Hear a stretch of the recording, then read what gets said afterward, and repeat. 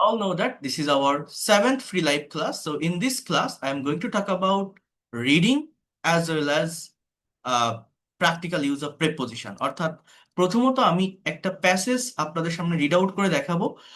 এখানে খুব সুন্দর একটা গল্প আছে, ইংলিশ লাভ স্টোরি।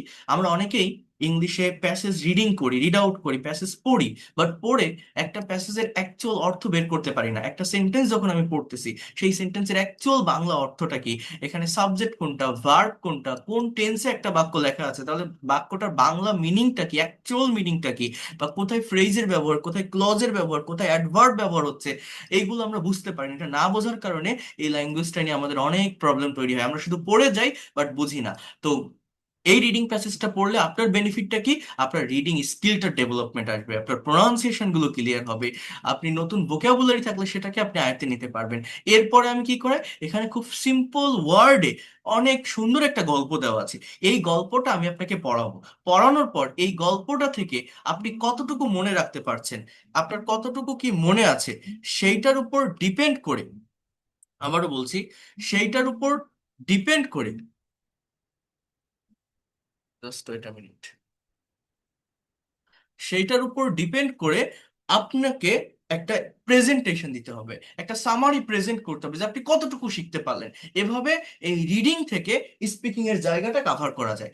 এরপরে আমি যেটা বলছি যে প্র্যাকটিক্যাল ইউজ অফ প্রেপোজিশন, যারা ইংলিশ ল্যাঙ্গুয়েজে প্রেপোজিশনের ব্যবহার জানেন না, আজকের ক্লাসটিতে লাস্ট পর্যন্ত থাকলে এটা একদমই ক্লিয়ার হয়ে যাবে। আবারও বলছি, প্র্যাকটিক্যালি কিভাবে ব্যবহার করতে আমি দেখাবো। আপনি ইংলিশে একটা সেন্টেন্স লিখতে যান বা বলতে যান, অ্যাজ ইউজুয়াল আপনাকে প্রেপোজিশনের ব্যবহার করতেই হবে। প্রিপোজিশনে ব্যবহার করতে না পারলে ভাষাটাকে কখনোই ভালোভাবে আপনি আহ, প্রকাশ করতে পারবেন না। একটা প্রেপোজিশন ছাড়া একটা বাক্য তৈরি করতে গেলে আপনার সেই বাক্যটা খাপছাড়া খাপছাড়া মনে হবে, একটা ওয়ার্ডের সাথে আরেকটা ওয়ার্ড কানেক্টেড হবে না। ঠিক আছে? So you have to maintain this one.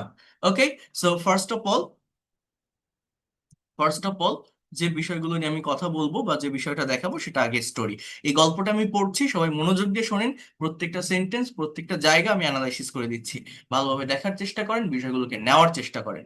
Okay, so দেখবেন এটা আপনাদের ভালো লাগবে, খুবই এনজয় করতে পারবেন, ল্যাঙ্গুয়েজটা অনেক প্লেজারের সাথে একদম প্র্যাকটিক্যাল ওয়েতে আপনি শিখতে পারবেন।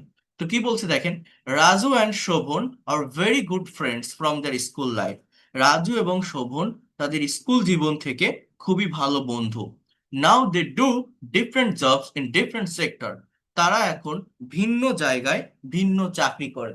নাও they do different job in different sector. তাহলে এগুলো কোন টেন্সে লেখা আছে এইটাকে আমরা ধরতে পারি। দেখেন, প্রথম বাক্যের সাবজেক্টটা কি, রাজু অ্যান্ড শোভন, এরপরে আরটা হচ্ছে ভার্ব। আমরা অনেকেই ভাবি যে অ্যাম ইজ আর থাকলেই মনে হয় সেটা প্রেজেন্ট কন্টিনিউয়াস টেন্স, বাট না, এখানে আরটাই কিন্তু মেইন ভার্ব। এইটা ছাড়া কিন্তু আর কোনো ভার্ব নেই বা ভার্বের সাথে আইএনজি নেই।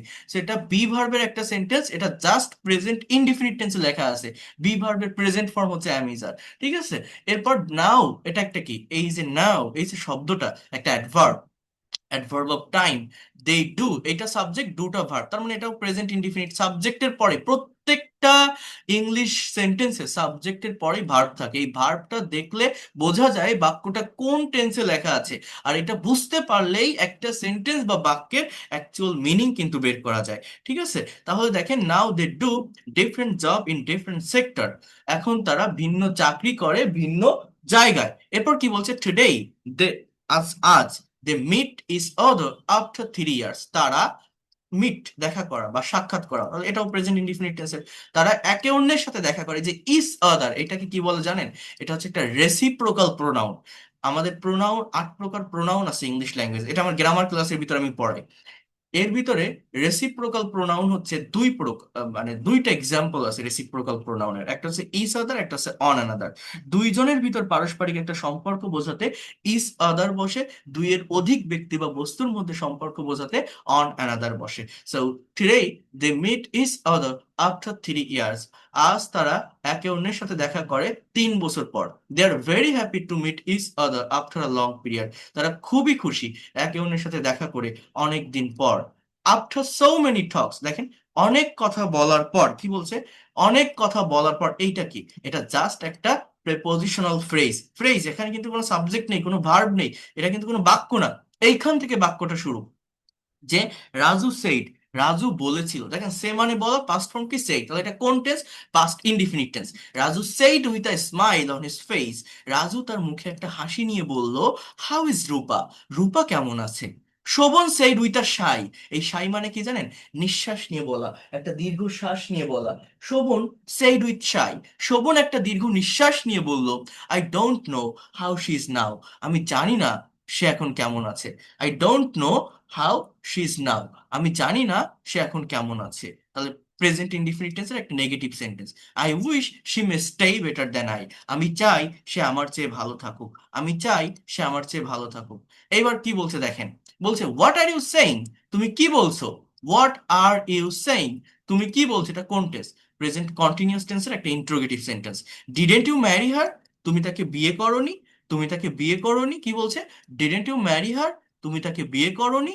হ্যাঁ, এবার দেখেন, এটা পাস্ট ইনডিফিনিট টেন্সের একটা নেগেটিভ ইন্টারোগেটিভ সেন্টেন্স, একটা নেগেটিভ ইন্টারোগেটিভ সেন্টেন্স। তাহলে আমি যদি আপনাকে এরকম একটা সেন্টেন্স বলি যে আমি তাকে বিয়ে করেছিলাম, আপনারা বলেন তো সে বাক্যটা ইংলিশ কি, ইংলিশে কি হবে? আমি তাকে বিয়ে করেছিলাম, এই যে একটা বাংলা বাক্য বললাম, এটার ইংলিশ কি হবে? আমি তাকে বিয়ে করেছিলাম, ইংলিশ কি হবে? কে বলতে পারবে? I married her. Yes, I, I was married her. I married না, her. এই দেখেন, এই যে একজন ওয়াজ বলছে, দেখছেন এই ওয়াজ এর হয় কখনো না। পাস্ট ইনডিফিনিট টেন্স মানে কি? ভি টু, মেইন ভার্বের পাস্ট ফর্ম। কি বললাম? মেইন ভার্ব, প্রিন্সিপাল ভার্বের পাস্ট ফর্ম। ম্যারি এর past form married, so I married her, আমি তাকে বিয়ে করেছিলাম, এই জিনিসটা বুঝতে হবে। এরপর দেখেন কি বলছে, যে I always like to marry her, তাহলে দেখেন লাইকড, ইডি, এই অলওয়েজটা একটা অ্যাডভার্ব। এই লাইকের মানে চাওয়া, আমরা জানি যে লাইক মানে কি পছন্দ করা, কিন্তু না, দেখেন ইংলিশ ল্যাঙ্গুয়েজে এটার উপর আমার পেইড কোর্সের একটা ক্লাস আছে। চাওয়া অর্থে অনেকগুলো ভার্ব বসে।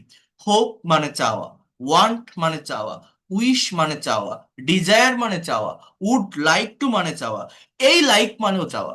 এটা লাইকড, ডি আছে, তার মানে এটা কোন টেন্স? Past tense. তারপর আছে টু ম্যারি, এটা কি? এটা একটা ইনফিনিটিভ, টু প্লাস বিয়ন, ম্যারি মানে বিয়ে করা, টু ম্যারি মানে বিয়ে করতে, টু প্লাস বিয়ন, করতে, বলতে, লিখতে, চলতে, এই ধরনের একটা মিনিং দেয়। অর্থাৎ I always like to marry her, আমি সর্বদা তাকে বিয়ে করতে চেয়েছিলাম, but finally she didn't marry me. যখন আপনি নেগেটিভ করবেন পাস্ট টেন্সকে, তখন ডিড প্লাস মেইন ভার্বের প্রেজেন্ট ফর্ম হয়ে যায়। অর্থাৎ সে আমাকে বিয়ে করেনি, শি ডিডেন্ট ম্যারি মি এর অর্থটা কি? সে আমাকে বিয়ে করেনি। আমি যদি বলতাম সে বিয়ে করেছিল, শি ম্যারিড মি, অর্থাৎ ভি টু, পাস্ট ইনডিফিনিট টেন্সের অ্যাফার্মেটিভ কি? সাবজেক্টের পর V two, negative, did not plus V one. এবার কি বলছে দেখেন, এটা একটা মডেলের সেন্টেন্স, যে আই ক্যান নট বিলিভ, আমি বিশ্বাস করতে পারছি না।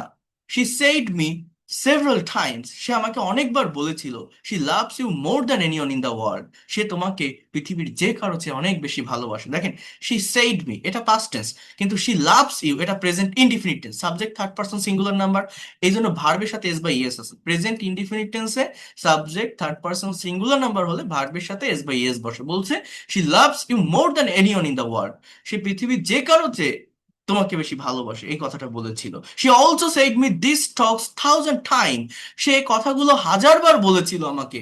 ইট সিমস টু মি, এটা আমার কাছে মনে হয়, she said this Tux without knowing what love is or she lied, সেই কথাগুলো বলেছিল না জেনে ভালোবাসা কি, অথবা সে মিথ্যা বলেছিল। লাই মানে মিথ্যা বলা, লাইট, মিথ্যা বলেছিল। দেখেন বাংলাটা বোঝেন, আমরা অনেকেই প্যাসেজ রিডিং করি বাট অ্যাকচুয়াল অর্থটা বুঝতে পারি না।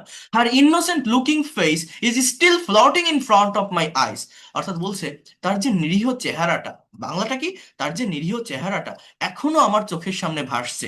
জাস্ট প্রেজেন্ট কন্টিনিউয়াস টেন্সের একটা সেন্টেন্স।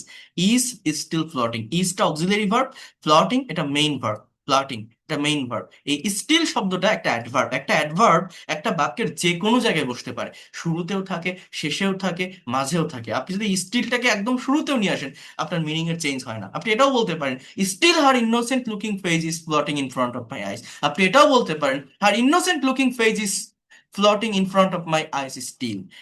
যে কোনো জায়গায় অ্যাডভার্ব বসানো যায়, মিনিং এর চেঞ্জ করে না। It is hard to believe, এটা বিশ্বাস করা কঠিন, an innocent looking girl like her may lie, অর্থাৎ তার মতো দেখতে একটা নিরীহ মেয়ে মিথ্যা বলতে পারে। ভার্বটা কি? মে লাই, মডাল কিন্তু পজিবিলিটি অর্থে পারা বোঝায়, মে লাই, মিথ্যা বলতে পারে। শোভন বলছে, এই কথাগুলো কে বলছে? রাজু। রাজু আর শোভন দুইজন বন্ধু, তারা অনেকদিন পর দেখা করছে। এখন শোভনের একটা গার্লফ্রেন্ড ছিল, তার নাম রূপা। তো রাজু সেই রূপার খোঁজ খবর শোভনের কাছ থেকে নিচ্ছে। তো শোভন বলছে যে তার সাথে আমার এখন কোনো সম্পর্ক নেই। তো রাজু বলছে যে রূপা তো আমাকে এই কথাগুলো বলেছিল, তাহলে কেন সে এমন করলো তোমার সাথে। এবার শোভন বলছে, কথাগুলো বোঝেন। শোভন বলছে, শোভন সেইড আই বিলিভড হার, আমি তাকে বিশ্বাস করেছিলাম। আই ড্রিমড উইথ হার আ লট, আমি তাকে নিয়ে একটা স্বপ্ন দেখেছিলাম। আমি ড্রিম থেকে ড্রিমড, বিলিভ থেকে বিলিভড, বাংলাটা কি, আমি বিশ্বাস করেছিলাম, স্বপ্ন দেখেছিলাম। অর্থ বোঝেন, আমরা ভার্বটাকে আইডেন্টিফাই করতে পারি না বলেই টেন্স বুঝি না, আর এটা না বোঝার কারণেই অ্যাকচুয়াল অর্থ বের করতে পারি না। হ্যাঁ, কি বলছে যে, ট্রাই টু আন্ডারস্ট্যান্ড হিয়ার। বলছে যে I but my dreams didn't come true, কিন্তু আমার স্বপ্ন সত্য হয়নি। বলছে আমি তাকে নিয়ে অনেক স্বপ্ন দেখেছিলাম, কিন্তু আমার স্বপ্ন সত্য হয়নি। আমি যদি বলি সত্য হয় না, don't come, doesn't come true. হ্যাঁ, ও ড্রিমস মানে স্বপ্নগুলো, সাবজেক্ট প্লুরাল থাকলে তাহলে আবার ডোন্ট বলতে হবে। সাবজেক্ট থার্ড পারসন সিঙ্গুলার হলে ডাজেন্ট বলতে হবে। এই নেগেটিভ ইন্ট্রোগেটিভ করার সেন্সটা আমাকে বুঝতে হবে। তাহলে আমি যদি বলি আমার স্বপ্ন সত্য হয়েছিল, তাহলে ইংলিশটা কি হবে বলেন তো আপনারা যে কোনো একজন। আমি যদি এখানে উত্তরটা এরকম থাকতো একটা বাক্য, যে আমার স্বপ্ন সত্য হয়েছিল, তাহলে ইংলিশ কি হবে? বলছে আমার স্বপ্ন সত্য হয়নি, my dreams didn't come true. আমি যদি বলতাম সত্য হয়েছিল, তাহলে কি হবে? My dreams did come true. Did come না, দেখছেন এই ভুলটা আপনারা কেন করেন? আমি কতবার বলছি যে অ্যাফার্মেটিভ সেন্টেন্স গুলোতে ওয়াজ, ডিড এগুলো বসে না। তা একবার যারা এগুলো বলছেন, একবার ভেবে দেখেন আপনি কতটা দুর্বল এই ল্যাঙ্গুয়েজ। একদম সিম্পল একটা জিনিস আপনি পারছেন না। কেন? শুধুমাত্র এই জিনিসটাকে প্র্যাকটিক্যালি না শেখার কারণে, just lack of practical practice.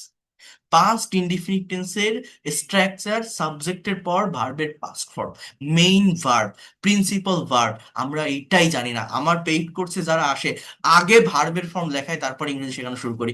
এটা কেউ না পারলে জীবনে ইংরেজি শিখতে পারবে না। অর্থাৎ এই যে কাম, কেম, কাম, ড্র, ড্রিউ, ড্রন, তাহলে ড্রর পাস্ট ফর্ম যে ড্রিউ, কামের পাস্ট ফর্ম কেম, ইটের পাস্ট ফর্ম এইট, গো এর পাস্ট ফর্ম ওয়েন্ট, ড্রাইভের পাস্ট ফর্ম ড্রোভ, স্পিকের পাস্ট ফর্ম স্পোক। এটাই মানুষ জানে না। এটা না জানার কারণেই এই পাস্ট টেন্স রিলেটেড সেন্টেন্স তৈরি করতে পারে না, ইংলিশে বারবার ভুল করে। মনে করে পাস্ট মানেই মনে হয় ডিড আর ওয়াজ বললেই হয়ে যায়। আর না, এগুলো আসেই না।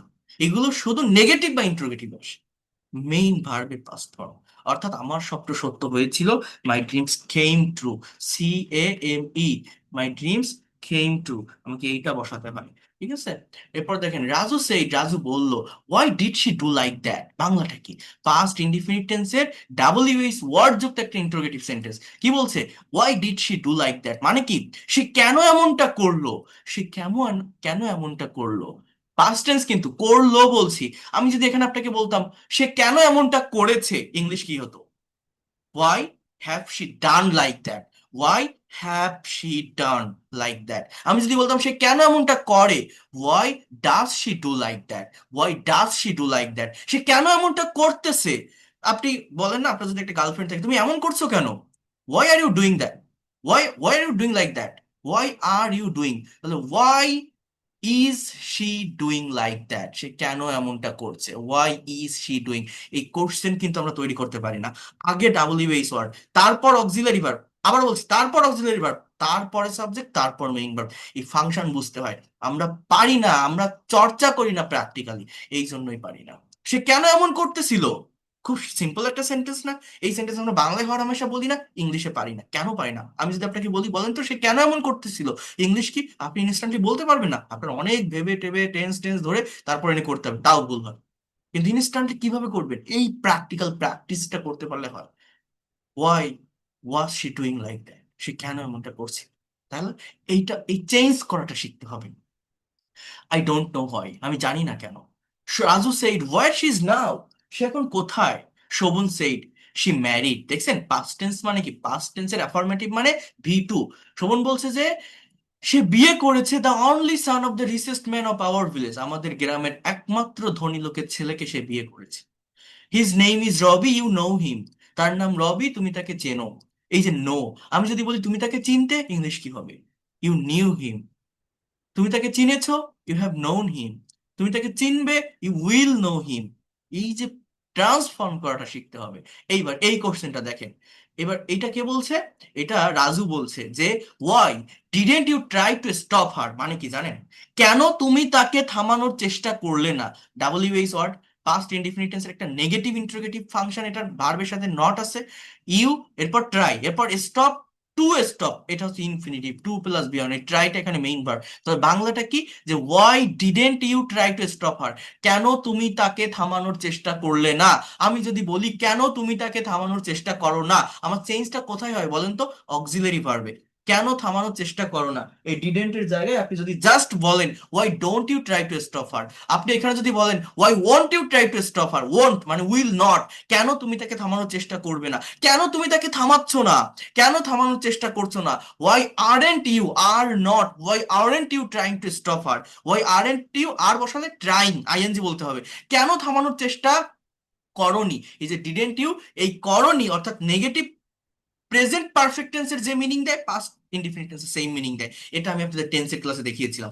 এই যে ক্লাসগুলো আমি নিয়েছি 6টা ফ্রি ক্লাস, কেউ যদি ফুল টাইম ধরে দেখেন, আপনি ইমাজিন করতে পারবেন না যে এর ভিতরে কত কিছু ছিল। ল্যাঙ্গুয়েজটা শেখার জন্য, ভিত্তি মজবুত করার জন্য এর বেশি কিছু লাগে না, লাগে না, লাগে না। যদি কিছু লাগে সেটা এক্সাজারেট করে আপনার কাছে।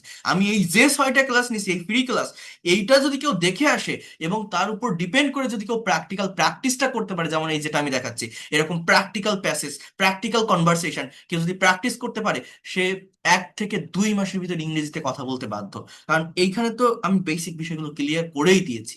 হ্যাঁ, তো ওয়াই, কি বলছি, didn't you try to stop her, কেন তুমি তাকে থামানোর চেষ্টা করনি? বলছে our relationship was going well, আমাদের সম্পর্কটা ভালো যাচ্ছিল, ওয়াজ গোয়িং কোন tense, past continuous, suddenly she reduce talking to me over mobile phone, মানে কি জানেন?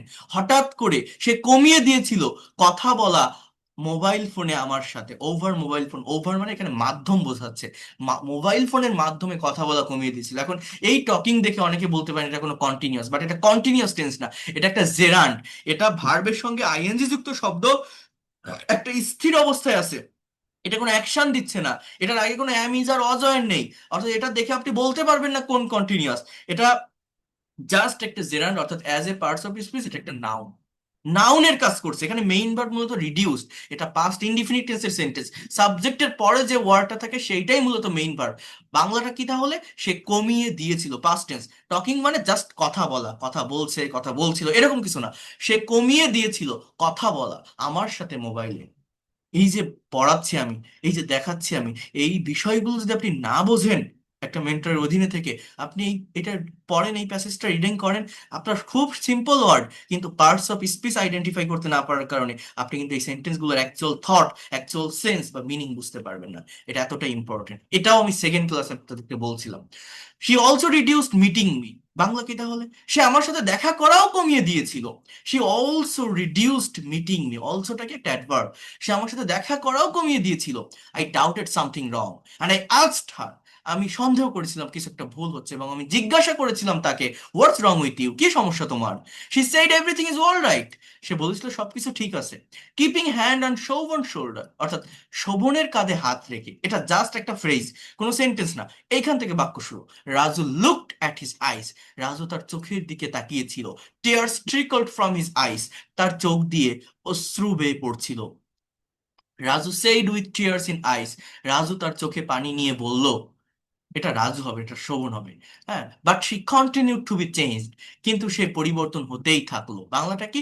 পরিবর্তন হতেই থাকলো। It is very painful to take her changes easily, এটা খুবই যন্ত্রণাদায়ক ছিল তার এই পরিবর্তনটা সহজে মেনে নেওয়া। দেখেন এই যে আমি একটা পড়তেছি না, এটা তো আমি পড়তেছি, আপনি হয়তো এখন এই জিনিসটাকে বা এই জিনিসটার বেনিফিট অতটা বুঝতে পারছেন না, কিন্তু এই যে জিনিসটা দেখাচ্ছি, এরপর আমি যদি আপনাকে আরো 2টা প্যাসেজ দিই, আপনি যদি একটা প্যাসেজ আপনার মতো করে, আপনি একান্তে লোনলি থেকে নিজের মতো করে সময় দিয়ে একবার একটু পড়েন না, নিজের ভিতরে একটা কনফিডেন্ট কাজ করে, একটা প্লেজার কাজ করে। নিজে পড়লে বোঝা যায় যে কত জায়গায় প্রবলেমটা আমি ফেস করি, কত জায়গায় বাধার সম্মুখীন হই। এটা আমি পড়তেছি সহজ লাগতেছে, বাট নিজে 1টা 2টা 3টা 4টা প্যাসেজ আপনি ধারাবাহিকভাবে পড়েন, এইখানে ডেভেলপমেন্ট বা ইমপ্রুভমেন্ট যে কতটা আসে, you can not imagine that.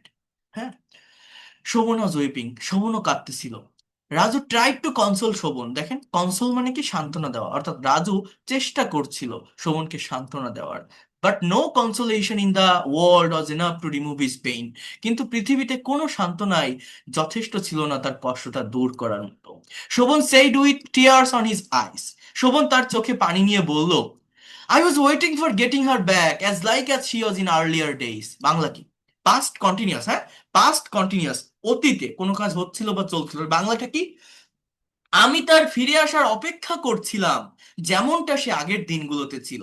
I was waiting for getting her back as like as she was in earlier days. আমি তার ফিরে আসার অপেক্ষা করছিলাম যেমনটা সে আগের দিনগুলোতে ছিল। বলছে did she come back no more. বাংলাটা কি বলেন তো একজন? এটার বাংলা কি? Did she come back no more, এটার বাংলা কি? Anyone can say that? Yes. এটার বাংলা কি, যে সে কি কখনোই ফিরে আসেনি? সে কি আর কখনোই ফিরে আসেনি? আমি যদি বলতাম সে কি কখনো ফিরে আসে না, তাহলে ডাজ হয়। আমি যদি বলতাম সে কি কখনোই ফিরে আসবে না, উইল হয়। এই জিনিসটা বুঝতে হবে। তো বলছে she came back on day, সে একদিন এসেছিল। দেখছেন, কোশ্চেন করলে ডিড শি কাম, ভার্বটা প্রেজেন্ট ফর্মে থাকে, কারণ আমি অলরেডি একটা পাস্ট ফর্মের ভার্ব বসাচ্ছি as a auxiliary verb, question করার জন্য, ইভেন নেগেটিভ করার জন্য। বাট যখন অ্যাফার্মেটিভ সেন্টেন্স হয়, অ্যাফার্মেটিভ, হ্যাঁ বোধক, সাবজেক্টের পর ভি টু, কামের পাস্ট ফর্ম কেম, এটা বসাতে হয়। বলছে she came back on day, সে একদিন এসেছিল। She sat beside me, sit, S I T, sit এর পাস্ট ফর্ম স্যাট, অর্থাৎ সে আমার পাশে বসেছিল, টাচিং মাই বডি, আমার বডিতে টাচ করে। এবার কি বলছে? I lost my self in joy, আমি আনন্দে আত্মহারা হয়েছিলাম। আই লস্ট মানে আমি নিজেকে নিজে হারিয়ে ফেলেছিলাম। মাই সেলফ, এটা কি? একটা রিফ্লেক্সিভ প্রোনাউন। দেখেন, আমি যেভাবে গ্রামারটা জানি বা গ্রামারটার প্র্যাকটিক্যাল অ্যাপ্লাই ক্লাসে দেখাই, যদি কেউ আমার গ্রামাটিক্যাল ক্লাসগুলো করেন, আপনি ইমাজিন করতে পারবেন যে এইভাবেও বেসিক গ্রামার শেখা যায় বা গ্রামার কমপ্লিট করা যায়। আমার ইউটিউবে অনেকগুলো ক্লাস আছে, একটা ক্লাস আপনি দেখে আসবেন, আপনি আমার কাছে নিয়ে আসবেন যে স্যার এই গ্রামার সব থেকে কঠিন লাগে। যদি সেইটা সব থেকে সহজে আপনি বুঝতে না পারেন, তখন আপনি আমাকে বলবেন, কারণ সেইগুলোকে আমি প্র্যাকটিক্যালি অ্যাপ্লাই করে দেখাই দিই। তো দেখেন, I got the most precious things in the world, আমি পৃথিবীর সব থেকে মূল্যবান বস্তুটি পেয়েছিলাম। I felt like that I got my lost dreams, আমি এমনটা অনুভব করেছিলাম যে আমি আমার হারানো স্বপ্নগুলো ফিরে পেয়েছি। কি বলছে তাহলে? খুব সুন্দর না বাক্যগুলো? গেটের past form got, F double L, feel মানে অনুভব করা। এই ফিল ভার্বের পাস্ট ফর্ম হচ্ছে ফেল্ট। এই ভার্বের ফর্ম আমরা জানি না বলে পাস্ট টেন্স রিলেটেড কথা বলতে পারি না, সেন্টেন্স তৈরি করতে পারি না। I felt like that I got back my lost dream. What did she say, সে কি বলেছিল? সে কি বলেছিল? শি সেইড, সে বলেছিল, an unemployed boy like you may be loved but may not be married, অর্থাৎ তোমার মতো একটা বেকার ছেলেকে বিয়ে করা যেতে পারে বাট ভালোবাসা যেতে পারে না। এই যে may be plus V three, may not be plus V three, এটা কি জানেন? এটা মূলত প্যাসিভ ভয়েস, প্যাসিভ মডালের passive, can, could, may, might, shall, should, be plus V three. যেমন দেখেন, only love can not make a couple happy, শুধুমাত্র ভালোবাসা একটা দাম্পত্যকে সুখী করতে পারে না। Because love can not be eaten, love can not be worn, wear থেকে ওর্ন, সাবজেক্টটা কি? লাভ, ভালোবাসা একটা নিষ্ক্রিয়, একটা ইনঅ্যাক্টিভ সাবজেক্ট যদি থাকে, আমার সেন্টেন্সটা প্যাসিভে হয়। Can not be plus eaten, অর্থাৎ ভালোবাসা খাওয়া যেতে পারে না, ভালোবাসা পড়া যেতে পারে না। বাংলা অর্থটা এরকম। I was grown up in a poor family, was plus Bithi, এটাও পাস্ট ইনডিফিনিট টেন্সের প্যাসিভ, প্যাসিভ। আমি বেড়ে উঠেছি একটা গরিব পরিবার থেকে। I know how cruel and hideous poverty is, আমি জানি দারিদ্রতা কত কঠিন এবং নিষ্ঠুর। ক্রুয়েল অ্যান্ড হিডিয়াস, তাহলে নতুন ভোক্যাবুলারি থাকলে সেটার ডেভেলপমেন্টও পাওয়া যায় যদি একটা প্যাসেজ আপনি রিড আউট করেন। That's why, I mean that is why I decided, decide থেকে ডিসাইডেড, কোন tense? Past tense, to marry আর রিচ ম্যান, এই কারণেই আমি একটা ধনী লোকের ছেলেকে বিয়ে করার সিদ্ধান্ত নিয়েছিলাম। What did you say to her, Bangla কি? এটা রাজু বলছে শোভনকে যে তুমি তাকে কি বলেছিলে। What do you say to her, তুমি তাকে কি বলো। What will you say to her, তুমি তাকে কি বলবে। হোয়াট আর ইউ সেইং, তুমি কি বলছো টু হার, তাকে। হোয়াট ওয়ার ইউ সেইং, তুমি কি বলছিলে তাকে। What have you said, what have you said, তুমি তাকে কি বলেছো। তাহলে আমি যদি বলি, বলেন তো তুমি তাকে কি বলতেছো, ইংরেজি কি? What are you saying to her, তুমি তাকে কি বলতেছিলে। What were you saying to her. আপনি আপনার এক ফ্রেন্ডের সাথে গল্প করছেন, হঠাৎ করে সে আরেকজনের সাথে কথা বলতে চলে গেছে। এখন আপনি আসার পর বলছেন কি বলছিলে ওর সাথে। এই কথা আমরা বলি না? ইংলিশ করতে পারেন? দেখেন, আপনি পারেন না। অথচ আপনি কিন্তু ইংরেজি প্র্যাকটিস করেন। কেন পারেন না? Lack of practical practice. I had many things to say her, এর মানে কি জানেন? তাকে আমার বলার অনেক কিছুই ছিল। আই হ্যাড মেনি থিংস, আমার অনেক কিছু ছিল টু সে হার, তাকে বলার, but I could not say her anything, কিন্তু আমি তাকে কিছুই বলতে পারিনি। Tears trickle from my eyes, আমার চোখ দিয়ে অশ্রু বেয়ে পড়ছিল। Why didn't she think about this things before falling in love with you, এর বাংলা অর্থ কি জানেন? কেন সে এই বিষয়গুলো ভাবেনি তোমার প্রেমে পড়ার আগে, তোমার সাথে ভালোবাসার আগে?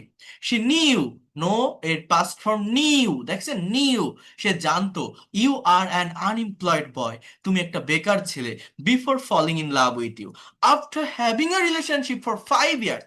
হ্যাভিং মানে থাকা, এটা একটা জাস্ট প্রেপোজিশনাল ফ্রেজ, ওকে? বলছে 5 বছর ধরে একটা সম্পর্ক থাকার পর, এখানে কিন্তু কোনো সাবজেক্ট ভার্ব নেই, 5 বছর ধরে একটা সম্পর্ক থাকার পর she can not say like that, সে এমনটা বলতে পারে না।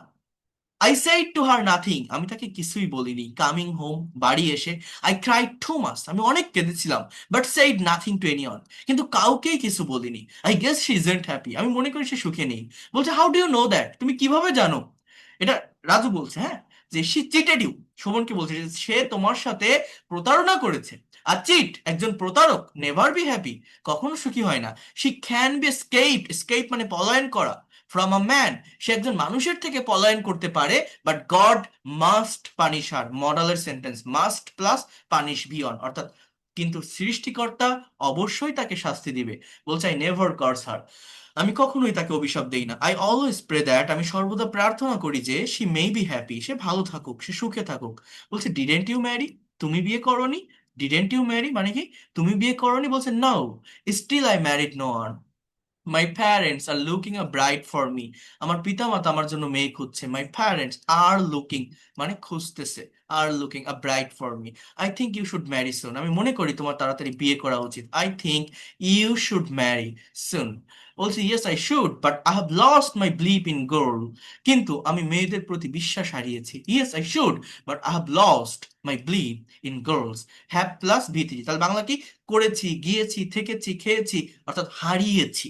All girls are not like her, সব মেয়ে তার মতো নয়। স্টিল দেয়ার ইজ সামন in the world who honours true love, পৃথিবীতে এমনও কেউ কেউ আছে, তাই না? বাংলা কি? পৃথিবীতে এমনও কেউ কেউ আছে যারা সত্যিকারের ভালোবাসাকে সম্মান করে। হু অনার্স ট্রু লাভ মানে কি? যে সত্যিকারের ভালোবাসাকে সম্মান করে। ইয়েস আই বিলিভ দ্যাট, আমি সেটা বিশ্বাস করি।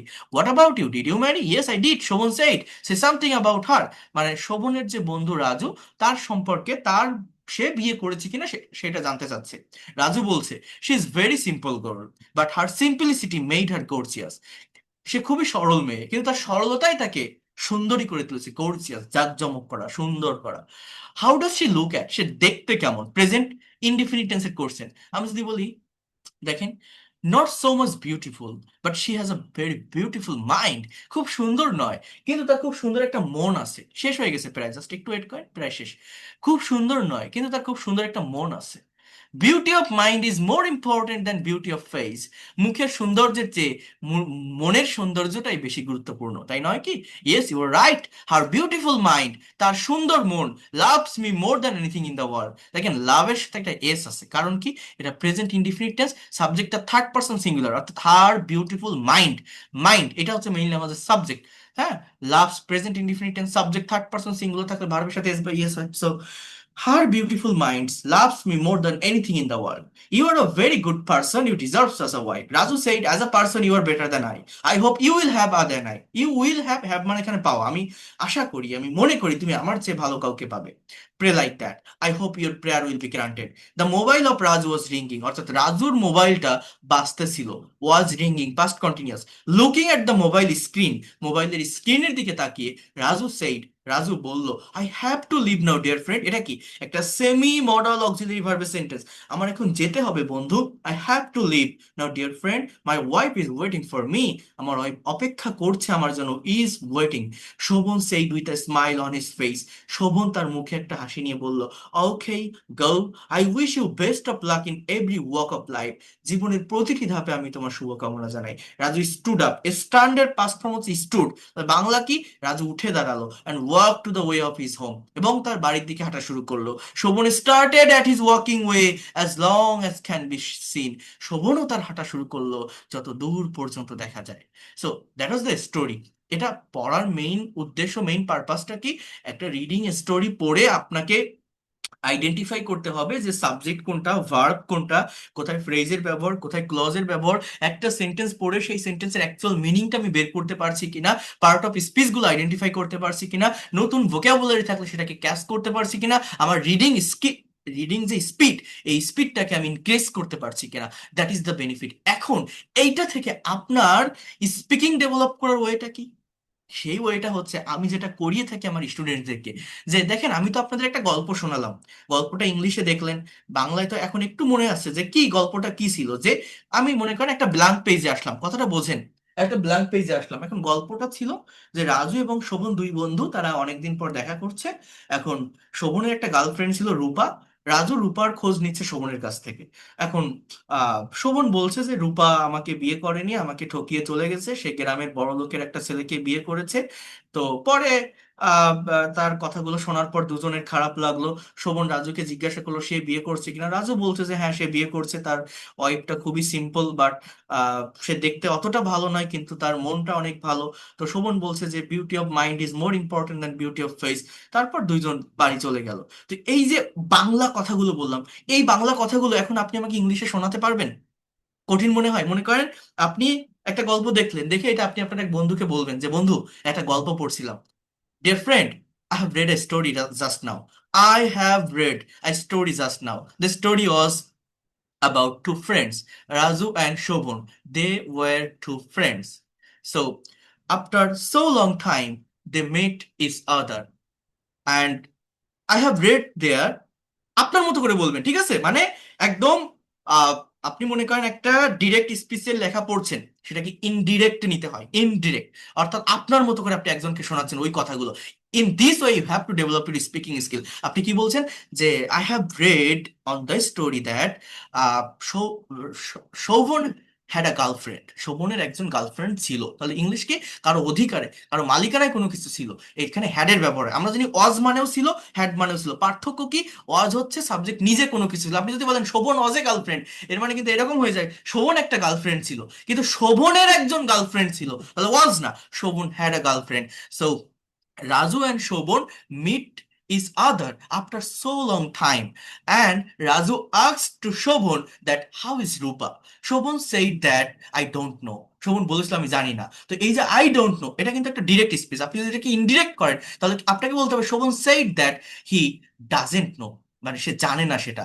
হ্যাঁ, বা এটাকে আপনি যদি আরো একটু ইয়ে করেন, মানে পাস্ট টেন্স তো, এটা যদি আপনি আহ, মানে অ্যাকচুয়াল ডিরেক্ট স্পিচে করেন, আমি যদি ন্যারেশনের ভাষায় বলি, আপনি উডেন্ট নো বা হ্যাড নট প্লাস ভি3 এগুলোর ব্যবহার করা যায়। তো সেটা পরের কথা আমি দেখাবো। আপনি আপনার মনে যেভাবে আসে, আপনি যে টেন্সই ব্যবহার করেন না কেন, সেটা কতটুকু করতে পারছেন, যে স্টোরিটা আমি পড়লাম ওই স্টোরি থেকে সামারি আপনার কতটুকু মনে আছে, সেটুকু আপনি বলেন। এবার এবার আপনার ওই যে ইয়ে কে জানো, রাজু। রাজু বলছে যে যে কেন তুমি জানো না কেন? তাহলে আপনি এই কথাটা আপনার বন্ধুকে বলেন যে after that Raju asked to Shobhan that why don't you know about that? Then Shobhan said she married the only richest man of their village. সে তাদের গ্রামের একজন ধনী লোকের ছেলেকে বিয়ে করেছিল। Then Raju again asked to Shobhan যে did she come back no more? Then Shobhan said that yes, she came back on day. She sat beside me touching my body. I felt very joy, and I lost myself also. But she said me, you are an unemployed boy. Only love cannot make a couple happy. Love cannot be eaten, cannot be worn. Then Shobun, uh, uh, Razu again asked her that, why did you say to her? তুমি তাকে কি বলেছিল? Shobun said, I had many things to say her, but I didn't say anything. I was weeping. I was crying.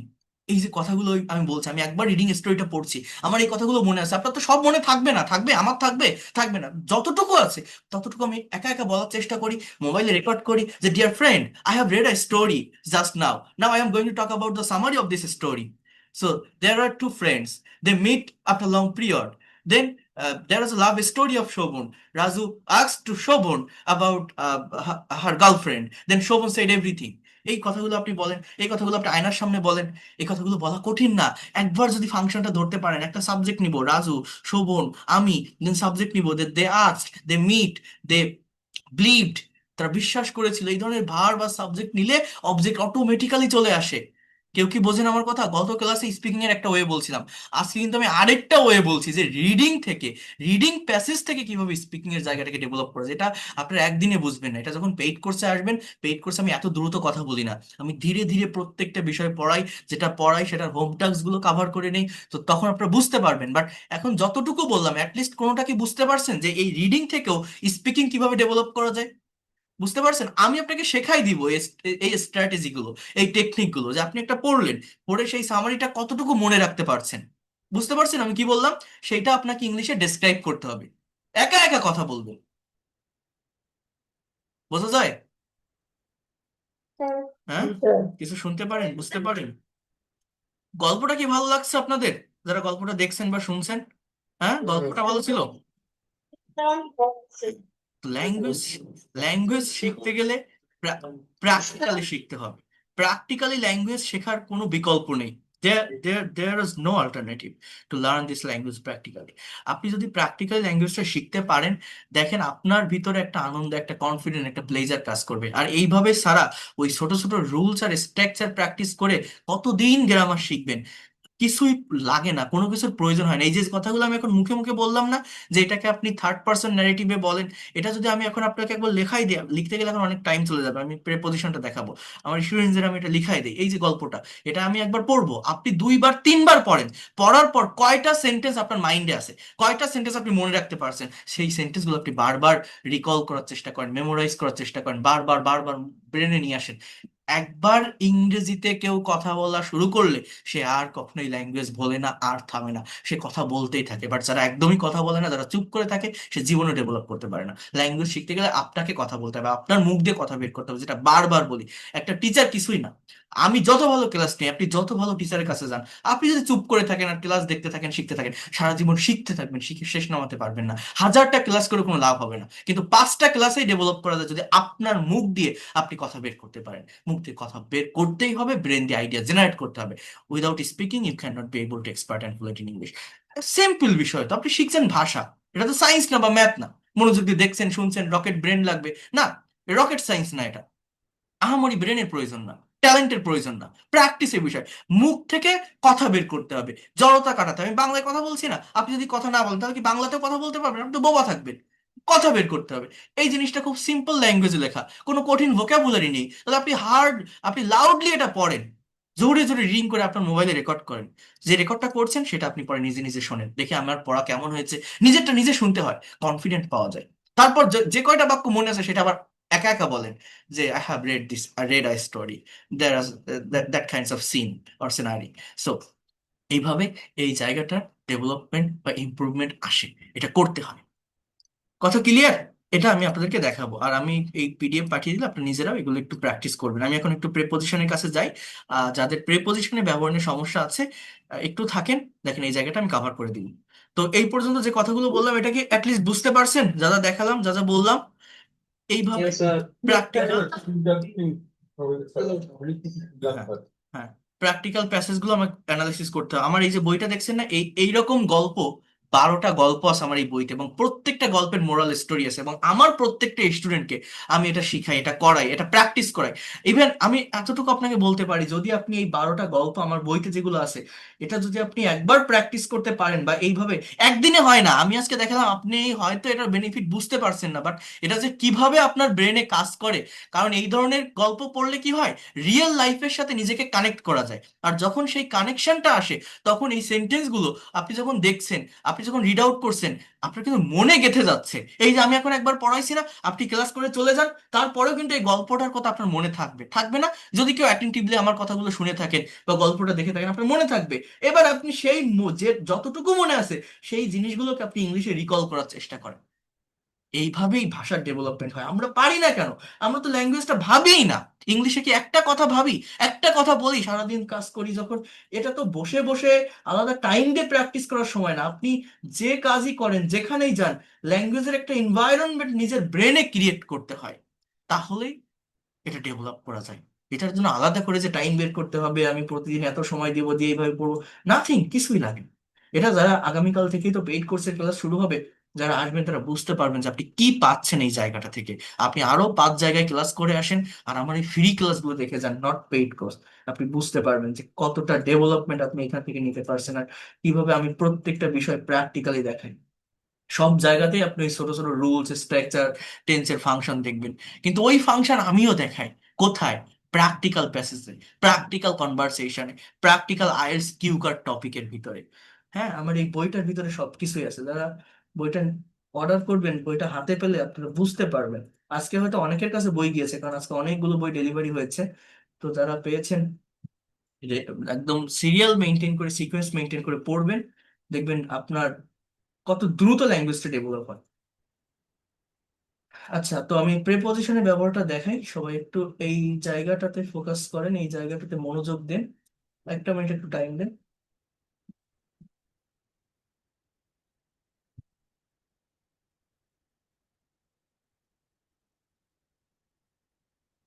দেখেন কিভাবে প্রেপোজিশনকে আমরা practically ব্যবহার করতে পারি।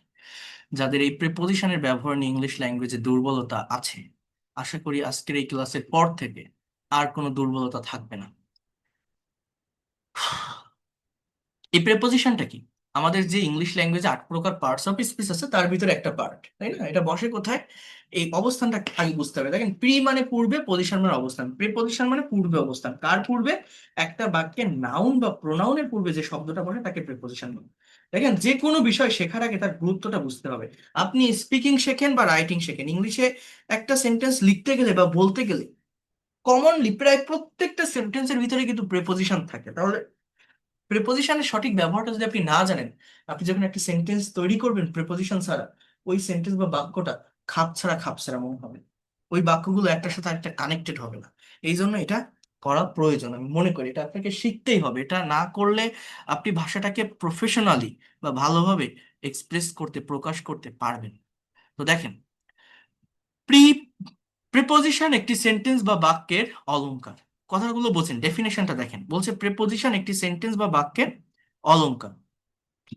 অলংকার, অলংকার যেমন একজন মানুষের সৌন্দর্য বাড়িয়ে দেয়, তেমনি একটা বাক্যে প্রেপোজিশন ব্যবহারের মাধ্যমে বাক্যের অর্থের সৌন্দর্য বেড়ে যায়। কি বলছে? একটা বাক্যে প্রেপোজিশন ব্যবহারের মাধ্যমে বাক্যের অর্থের সৌন্দর্য বেড়ে যায়। সেটা কিভাবে? প্রি শব্দের অর্থ হচ্ছে পূর্বে, আর পজিশন শব্দের অর্থ হচ্ছে অবস্থান। অর্থাৎ যে ওয়ার্ড নাউন বা প্রোনাউনের পূর্বে বসে, অন্য কোনো ওয়ার্ডের সাথে সম্পর্ক স্থাপন করে, তাকেই মূলত প্রিপোজিশন বলে।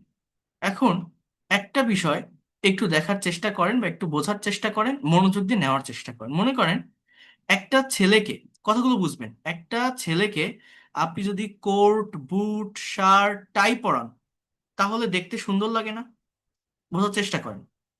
একটা মেয়েকে আপনি যদি হাতে চুড়ি, কানের দুল, নাকের নলক এগুলো পরান, সিনেমার নায়িকাদের সাজায় না? বিয়ের বউকে সাজায় না, নতুন বউকে? দেখতে যেমন সুন্দর লাগে।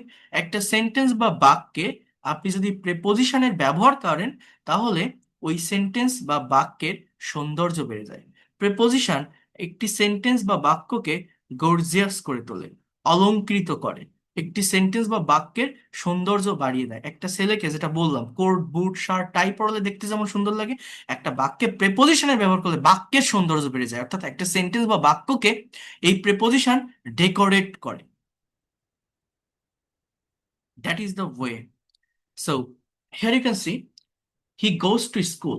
সে স্কুলে যায়। কি বলছে? সে স্কুলে যায়। We live on rice. আমরা ভাত খেয়ে বাঁচি, মানে ভাতের উপর নির্ভর করে বাঁচি। I come from UK, United Kingdom. অর্থাৎ প্রত্যেকটা বাক্যে এই যে স্কুল, রাইস, ইউকে এগুলো কি? নাউন। এর আগে জাস্ট টু, অন, ফ্রম বসছে, তো এটাকে আমরা প্রিপোজিশন বলছি। এখন আমি আপনাদের যেটা শেখাবো সেটা হচ্ছে প্রত্যেকটা প্রিপোজিশনের, বোঝার চেষ্টা করেন, প্রত্যেকটা প্রিপোজিশনের অ্যাকচুয়াল কোনো মিনিং হয় না। আবারও বলছি, প্রেপোজিশনগুলোর অ্যাকচুয়াল কোনো মিনিং হয় না।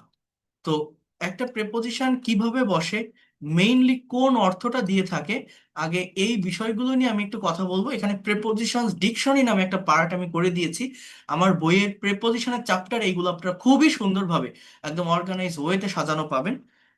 এইটা নিয়ে আমি আগে একটু আলোচনা করব, এই প্রিপোজিশন ডিকশনারি এই জায়গাটা নিয়ে। তাহলে আপনাদের মেইন জায়গাটায় আসলে বুঝতে আরো সহজ হবে। এটা নিয়ে আলোচনা করার পর এইখানে 30টা প্রেপোজিশনের ব্যবহার ইন ডিটেলসে দেওয়া আছে, যে প্রত্যেকটা প্রেপোজিশন কিভাবে ব্যবহৃত হয় খুব সুন্দরভাবে সাজানো আছে। আমি এটা করাই দিলে দেখবেন এটা নিয়ে আর কোনো সমস্যা থাকবে না। প্র্যাকটিক্যাল ওয়েতে এটা আমি আপনাদেরকে এখন দেখিয়ে দিচ্ছি, খুব বেশি সময় লাগবে না। তো সবাই একটু মনোযোগ দেন। আমি শুরু থেকে আসি, অর্থাৎ প্রেপোজিশনস ডিকশনারি এই জায়গাটা নিয়ে আমি আগে একটু কথা বলি, একটু আলোচনা করি। দেখেন, টু নির্দিষ্ট দিকে, প্রতি বা পর্যন্ত বোঝাতে টু প্রেপোজিশনের ব্যবহার হয়। কি বলছে?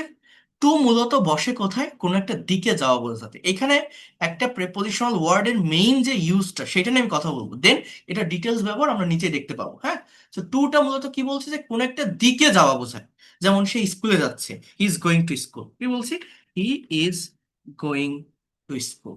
সে স্কুলে, তারা বাজারে যাচ্ছে, they are going to market. সো এইভাবে কোন একটা দিকে যাওয়া বোঝাতে, বা কারো প্রতি বা পর্যন্ত, যেমন সে আমার কাছে আসে, একটা ব্যক্তির কাছে আসা যাওয়া বোঝাতে he comes to me. To me, এইখানে টু প্রেপোজিশনের ব্যবহারটা হয়। এটা হচ্ছে মেইন ব্যবহার, যে কোনো একটা দিকে যাওয়া বোঝায়, কোনো একটা দিকে, অথবা কারো প্রতি বা পর্যন্ত। এখন দেখেন, একটার সাথে একটা কম্পেয়ার করতে, এখানে আরেকটা ওয়ার্ড আছে, সেটা হচ্ছে টুয়ার্ডস। কি বলছে? টুয়ার্ডস।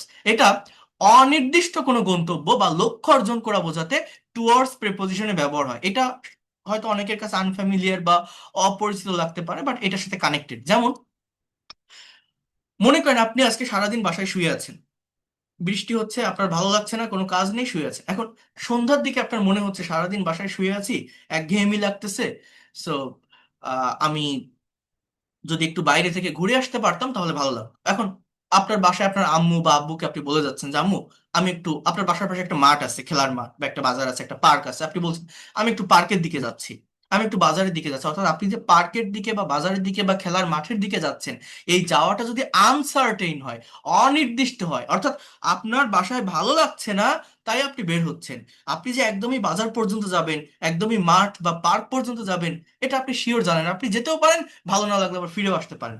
অর্থাৎ এই যাওয়ার জায়গাটা যদি অনির্দিষ্ট হয়, তখন আপনার টুয়ার্ডস প্রিপোজিশনের ব্যবহার হয়। যেমন আমি যদি বলি he is going, TOWARDS, towards park. হ্যাঁ, সে পার্কের দিকে যাচ্ছে, he is going towards park, সে পার্কের দিকে যাচ্ছে। এই হচ্ছে মূলত পার্থক্য টু এবং টুয়ার্ডস প্রিপোজিশন। অর্থাৎ সার্টেইন বা নির্দিষ্ট কোনো গন্তব্য বা ডেস্টিনেশন বোঝাতে টু প্রিপোজিশনের ব্যবহার হয়। এটা মূলত কোনো একটা দিকে যাওয়া বোঝাতে, নির্দিষ্ট করে।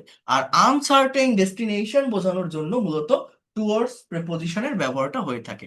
এরপর দেখেন অ্যাট, স্থান বা সময় এবং নির্দিষ্ট সময়ের পূর্বে অ্যাট বসে। অ্যাট প্রিপোজিশনের অনেকগুলো ব্যবহার আছে, বাট মেইনলি এটার ব্যবহার কোথায় হয়? মেইনলি অ্যাট দুইটা জায়গায় বসে। সেটা হচ্ছে সার্টেইন টাইম, অর্থাৎ নির্দিষ্ট সময় বা ঘড়ির কাটার পূর্বে।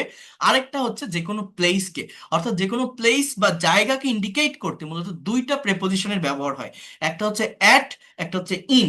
তুলনামূলক বড় জায়গা বোঝাতে ইনের ব্যবহার হয়, ছোট জায়গা বোঝাতে অ্যাট এর ব্যবহার হয়। যেমন যে কোনো school, college, bank, office, court, any kinds of institution, auditorium, হ্যাঁ, স্টেডিয়াম, ভিলেজ, মার্কেট, এই সমস্ত প্লেস বা জায়গার আগে অ্যাটের ব্যবহার হয়। আর ইন আপনার সিটি, ক্যাপিটাল অর কান্ট্রি, এই জায়গাগুলোর আগে ইনের ব্যবহার হয়। এটা হচ্ছে জাস্ট প্লেসকে ইন্ডিকেট করতে। ফর এক্সাম্পল, মনে করেন ঢাকা একটা বড় জায়গা। এখন আমি যদি বলি যে আমি ঢাকায় বাস করি, আই লিভ ইন ঢাকা, আমি এখানে ইনের ব্যবহার করি। হ্যাঁ, আই লিভ ইন ঢাকা। এবার ঢাকার ছোট কোনো একটা জায়গাকে যদি আপনি মেনশন করেন, ফর এক্সাম্পল আমি মিরপুরে থাকি, আই লিভ অ্যাট মিরপুর, ইনের পরিবর্তে অ্যাট দিবেন, it will be perfect or appropriate. আবার যদি দুইটা জায়গার সঙ্গে আপনি কম্পেয়ার করেন, মনে করেন আমি যদি এরকম বলি আমি বাংলাদেশের ঢাকায় বাস করি, তখন কিন্তু বাংলাদেশটা বড়, তাহলে আপনি তখন এইভাবে লিখবেন যে I live at Dhaka, Dhaka ছোট বাংলাদেশের তুলনায়, so I live at Dhaka in Bangladesh, in Bangladesh. অর্থাৎ অ্যাট অথবা ইন, এই দুটো প্রিপোজিশন প্লেসকে, জায়গাকে ইন্ডিকেট করার জন্য বসে, তুলনামূলক বড় জায়গার আগে ইন বসে, ছোট জায়গার আগে অ্যাট বসে। এটার আরো ব্যবহার আছে, আমি দেখাবো। অ্যাটের আরেকটা যে মেইন ব্যবহার সেটা হচ্ছে নির্দিষ্ট সময়ের পূর্বে, সার্টেইন টাইম বা ঘড়ির কাটার আগে অ্যাট বসে। যেমন এই যে আমি আপনাদের ক্লাস নিচ্ছি, এখন ক্লাস নেওয়ার আগে আমি আপনাদের একটা নোটিশ যদি দেই, ইংলিশে যদি একটা নোটিশ দেই, আমার পেইড ব্যাচে আমি ইংলিশে নোটিশ দিই যে আমি আজ রাত 10টায় আপনাদের ক্লাস নিব, এই কথাটা ইংলিশে কি হবে? যে I will take your class at 10 p.m. I will take your class at 10 p.m. Bangla কি? আমি 10টায় ক্লাস নেব। এই যে অ্যাট, সার্টেন টাইমের আগে, সে সকাল 10টায় বিশ্ববিদ্যালয়ে যায়। He goes to university at 10 a.m. সো এইভাবে সার্টেন টাইমের আগে, একটা, দুইটা, তিনটা, চারটা, পাঁচটা, 10টা, সার্টেন টাইমের আগে অ্যাট প্রেপোজিশনের ব্যবহার হয়। ইনের ব্যবহারটা কোথায় হয়? মাস বা বছর বা কোনো বড় স্থান, কোনো ভাষা বা বিষয় বা কোনো কিছুর ভিতরে বা মধ্যে বোঝাতে ইন বসে। দেখেন ইন, এটা একটা পাওয়ারফুল প্রিপোজিশন। আবারও বলছি, পাওয়ারফুল। পাওয়ারফুল মানে কি? এটা অনেকগুলো জায়গায় বসে, মাস বা বছর। যেমন দেখেন, হি ওয়াজ বর্ন ইন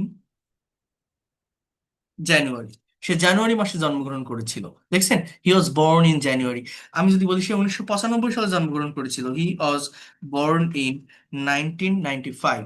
1995, সে 1995 সালে জন্মগ্রহণ করেছিল, সে জানুয়ারি মাসে জন্মগ্রহণ করেছিল, he was born in January. So এইভাবে ইন প্রিপোজিশনের ব্যবহারটা হয় কোনো ভাষা বা বিষয়। এটা কি? যেমন আমি বাংলায় একটা কবিতা লিখেছিলাম, I road a poem. Right মানে লেখায়, পাস্ট ফর্ম রোড। এই জিনিসটা কতজন জানে? এইটা আমরা জানি না বলেই কিন্তু ইংলিশে কথা বলতে পারি না। কোনটা বলেন তো? ভার্বের form. I road a poem in Bengali. In Bengali, আমি বাংলায় একটা কবিতা লিখেছিলাম, বেঙ্গলি। হ্যাঁ, I road a poem in Bengali, আমি বাংলায় একটা কবিতা লিখেছিলাম। সো এইভাবে এই সেন্টেন্স গুলো হয়ে থাকে। এখন আরেকটু বোঝার চেষ্টা করেন। আহ কোনো কিছুর মধ্যে বোঝাতে ইন বসে। আচ্ছা, এখানে বলছে কোনো ভাষা বা বিষয়, অর্থাৎ সাবজেক্টের আগে ইন প্রিপোজিশনে ব্যবহার হয়। এই জিনিসটা কেমন? আমরা অনেকেই, কথাগুলো বুঝবেন, খুবই প্র্যাকটিক্যাল কিছু বিষয় নিয়ে কথা বলছি। মনে করেন আপনি একটা ভাইবা ফেস করতে যাচ্ছেন, বা আপনার সেলফ ইন্ট্রোডাকশন যখন দিতে যাচ্ছেন একটা ইউনিভার্সিটিতে, একটা অফিসে, আপনি যখন প্রেজেন্টেশন বা ভাইবা ফেস করতে যাচ্ছেন, যদি আপনার এক্সামিনার আপনার কাছে জিজ্ঞাসা করে, talk about your educational qualification, আপনার শিক্ষাগত যে যোগ্যতা সেটা নিয়ে কিছু বলেন। আপনি মনে করেন এই কথাটা বলবেন যে আমি এই কলেজ থেকে বা এই বিশ্ববিদ্যালয় থেকে এই বিষয়ে অনার্স পাশ করেছি, মাস্টার্স পাশ করেছি। এই কথাগুলো ইংলিশে বলতে পারেন আপনারা? সেন্টেন্স কারেক্ট রেখে ভেবে দেখেন তো। মনে করেন আমি যদি বলি আমি ঢাকা বিশ্ববিদ্যালয় থেকে ইংলিশে মাস্টার্স কমপ্লিট করেছি, কথাটা আমি কিভাবে বলবো? বা অনার্স কমপ্লিট করেছি, কথাটা কিভাবে বলবো? যে এইভাবে আমরা বলি, আই হ্যাভ করেছি, তাহলে এটা present perfect tense, I have completed my graduation, or we can say post graduation. ঠিক আছে? এরপর কি? In English. এই দেখেন, এই জায়গাটার কথা বলছিলাম যে সাবজেক্টের পরে, মানে সাবজেক্টের আগে ইন প্রেপোজিশন বসাবে। আপনার যদি অন্য কোনো সাবজেক্ট হয়, in economics, in political science, in Bangla. ঠিক আছে, I have completed my post graduation in English from, এই যে থেকে, এই জায়গা থেকে করেছি, তাহলে ফ্রম ইউনিভার্সিটি অফ ঢাকা। তাহলে কেউ পাশ করে বের হলে বা চলে গেলে আমরা এইভাবে এই সেন্টেন্সটা লিখতে পারি। কিন্তু রাইট নাও আপনি কোনো একটা কলেজে পড়ছেন, কোনো একটা ইউনিভার্সিটিতে পড়ছেন, আপনি ইংলিশে ডেসক্রাইব করেন তো কিভাবে করবেন? অনেকে এটা পারে না, সঠিক প্রেপোজিশনে ব্যবহার করতে পারে না, একটার সাথে একটা ওয়ার্ডের কানেক্ট করতে পারে না। অনেকে বলে I am studying, I am reading university of Dhaka, department of English, department of English, university of Dhaka. Subject verb, এরপর যে প্রেপোজিশনের যে ফাংশনের জায়গাটা, এটা সে বোঝে না। এই কথাগুলো আমরা কিভাবে বলতে পারি? আমি যদি বলি আমি ঢাকা বিশ্ববিদ্যালয়ে ইংরেজিতে অনার্স করতেছি, ইংলিশ কি? দেখেন, আই অ্যাম স্টাডিং। এবার আপনি যে পড়ছেন, হ্যাঁ, এখন এই ইংলিশে পড়ছেন, ঠিক আছে, এখন ইংলিশে অনার্স বা মাস্টার্স পড়ছেন, এটা বুঝবে কিভাবে? যে কোনো সাবজেক্ট একটা প্রোগ্রামের আন্ডারে থাকে, এই প্রোগ্রামের নামটা মেনশন করতে হয়। না হলে আপনি যখন বাইরের কান্ট্রি কারোর সাথে কথা বলছেন বা কমিউনিকেশন করছেন, সে বুঝবে না যে আপনি পড়াশোনার ঠিক কোন স্তরে আছেন। সে সাবজেক্টের নাম বলছেন, ঠিক আছে, আপনি যদি বলেন যে আমি ইংরেজিতে ঢাকা ভার্সিটিতে পড়ছি, I am studying department of English, university of Dhaka, তো ঢাকা ভার্সিটিতে ইংলিশে ইন্টার পড়ছেন, ঢাকা কলেজে তো অনার্সও আছে, মাস্টার্সও আছে, ইন্টারও আছে। তো আপনি ইন্টার পড়ছেন না অনার্স পড়ছেন না মাস্টার্স পড়ছেন, ঢাকা কলেজ আছে না? তো এটা বুঝবে কিভাবে? প্রত্যেকটা দেশের এডুকেশনাল লেভেল বা সিস্টেম সেম না, এই জন্য প্রোগ্রামের নাম মেনশন করতে হয়। প্রত্যেকটা সাবজেক্ট এক একটা প্রোগ্রামের আন্ডার থাকে, এটা মেনশন করলে বাইরের কান্ট্রি যে কেউ বুঝতে পারে যে আপনি পড়ালেখা ঠিক কোন স্তরে কোন লেভেলে আছেন। ঠিক আছে, I am studying B A honours, অর্থাৎ B A bachelor of arts. B A মানে কি? Bachelor of arts. আপনার যদি কমার্সের কোনো সাবজেক্ট হয় তাহলে বিবিএ, হ্যাঁ, এমবিএ, এগুলো দিয়ে আপনার সাবজেক্টের নাম মেনশন করবেন। I am studying B A honours. এবার কি? যে in English, in English I am studying B A honours in Bangla, M A, হ্যাঁ, masters in English in Bangla, এইভাবে আপনার বলতে হবে। অথবা আপনি বলতে পারেন I am doing my bachelor degree, আর আই এম স্টাডিং, যাই বলেন না কেন। এরপরে যে প্রতিষ্ঠানে বা যে ইনস্টিটিউশনে পড়ছেন তার আগে অ্যাট প্রিপোজিশন বসাবেন। অ্যাট, আবারও বলছি অ্যাট। আমি এই জায়গাটাতে আছি, এই যে জায়গাটাতে, তে কথাটার জন্য আমি ঢাকা ইউনিভার্সিটিতে পড়ছি, তাহলে I am studying BA honours in English at university of Dhaka, at university of Dhaka. এইভাবে এই বিষয়গুলোকে মেনটেন করতে হয়। আমরা প্রতিষ্ঠান বা ইনস্টিটিউশনের আগে অ্যাট প্রিপোজিশন ইউজ করব, সাবজেক্টের আগে ইন ব্যবহার করব। তাহলে আমি যদি বলি আমি ঢাকা বিশ্ববিদ্যালয়ে মাস্টার্সে ম্যানেজমেন্টে পড়তেছি, তাহলে কি বলতে পারি? I am studying M B A in management, M B A in management at university of Dhaka. আপনি যদি বলেন আমি ইকোনমিক্সে পড়তেছি, I am studying BSc economics, political science, এগুলো কোন প্রোগ্রামের ভিতর যায়? ব্যাচেলর অফ সোশ্যাল সায়েন্স, তাহলে বিএসসি আর এমএসসি, এই প্রোগ্রামের নামগুলো যদি মেনশন করা হয় তাহলে একজন বুঝতে পারে বাইরের কান্ট্রি সাথে কথা বলছেন যে আপনি পড়াশোনা ঠিক কোন লেভেলে কোন স্তরে আছেন। তো যাই হোক, তাহলে আমি কি বললাম? ইন প্রেপোজিশনের ব্যবহারটা অনেক বেশি, various kinds of meaning create করে। মাস বা বছরের আগে ইন বসে, কোনো ভাষার আগে ইন বসে, কোনো সাবজেক্ট এর আগে ইন বসে, আর প্রতিষ্ঠান বা ইনস্টিটিউশনের আগে অ্যাড বসে। আর কোন একটা জায়গা থেকে পড়াশোনা কমপ্লিট করছেন, ওই জায়গা থেকে চলে আসছেন, ফ্রম মানে থেকে, তখন আপনার ফ্রম ব্যবহার করতে হয়। বাট রাইট নাও কোন একটা জায়গায় পড়তেছেন, সেখানে আপনার অ্যাড ব্যবহার করতে হয়।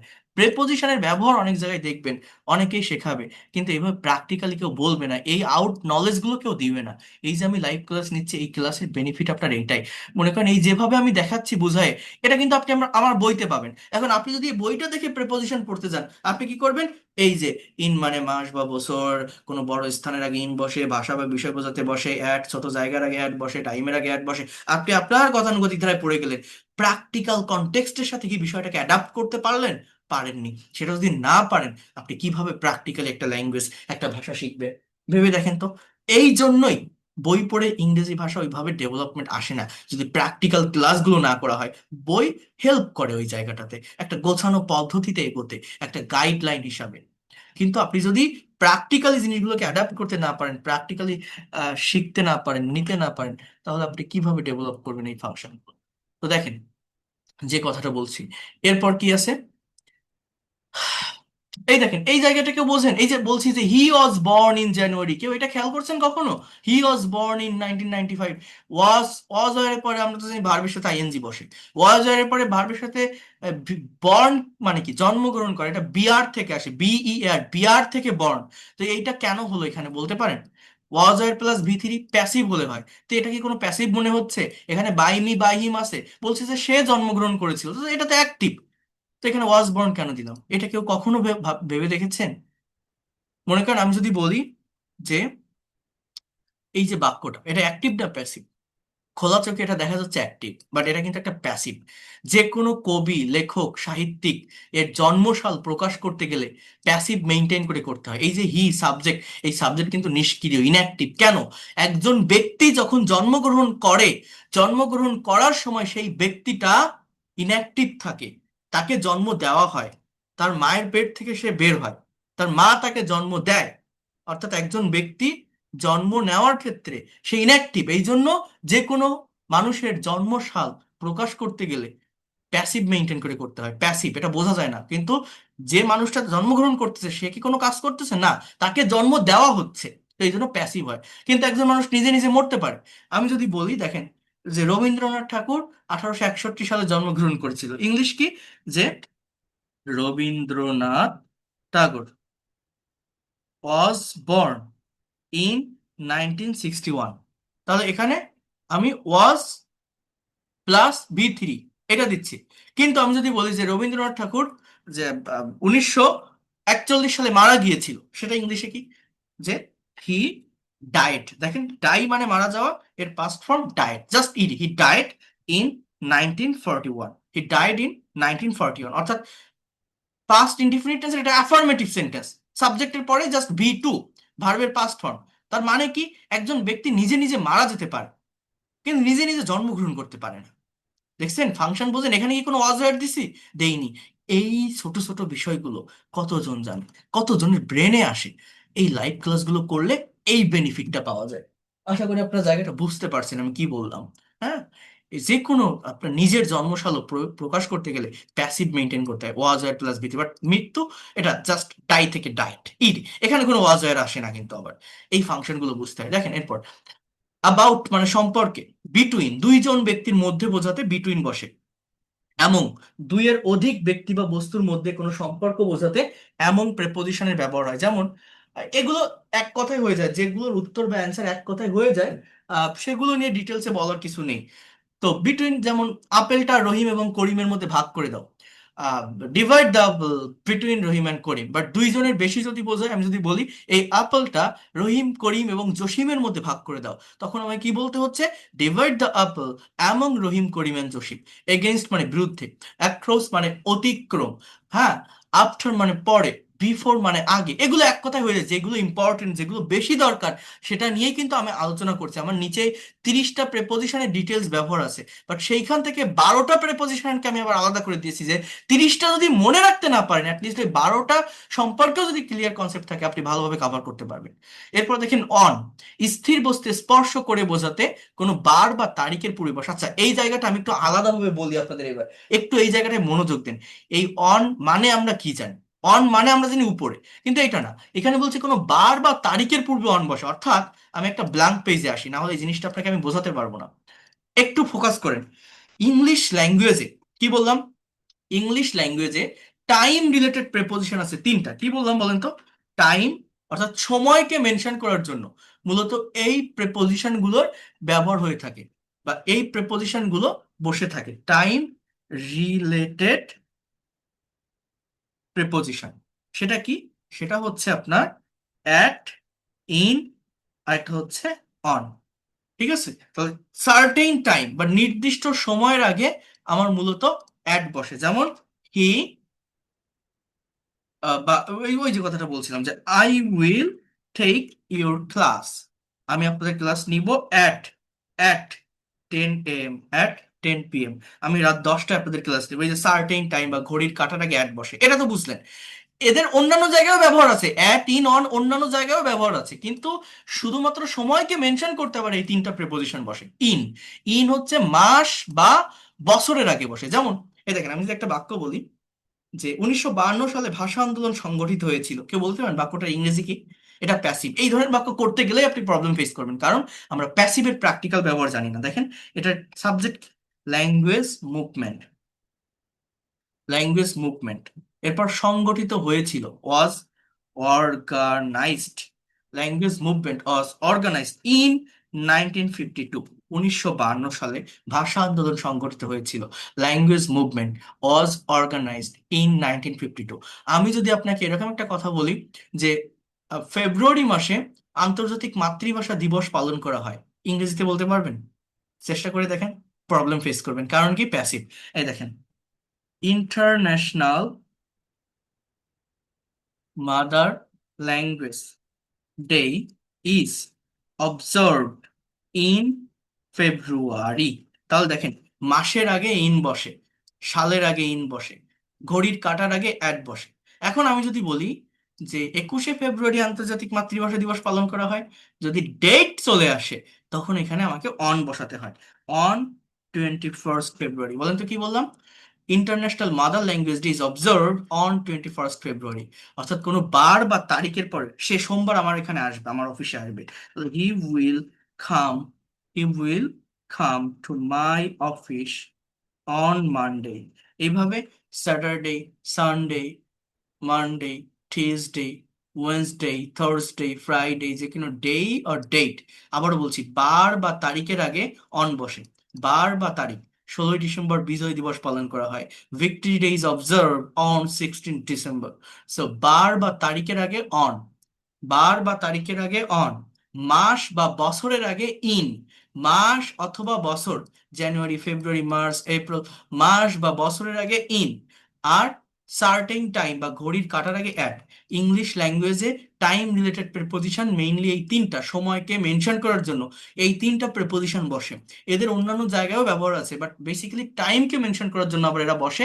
সার্টেন টাইমের আগে অ্যাট, মাস বা বছরের আগে ইন, আর বার বা তারিখ, বার বা তারিখের আগে অন, মাস বা বছরের আগে ইন, সার্টেন টাইমের আগে অ্যাট। আশা করি মনে রাখতে পারবেন, চর্চা করতে হবে একবার প্র্যাকটিক্যালি। এরপর দেখেন এইখানে এই জিনিসটা একটু বলি। Bank job, BCS, admission test, যে কোনো কম্পিটিটিভ এক্সাম, প্রেপোজিশন থেকে যদি কোনো কোশ্চেন আসে সেই কোশ্চেনটা মূলত এই জায়গা থেকে আসে। যেমন অন, অ্যাবোভ অ্যান্ড ওভার, এই যে তিনটা প্রেপোজিশন দেখছেন না, আমি এই তিনটাকে একসাথে বুঝাবো। আমরা জানি অন মানে কি, অনের অ্যাজ ইউজুয়াল মানে মিনিংটা কি, অন মানে উপরে।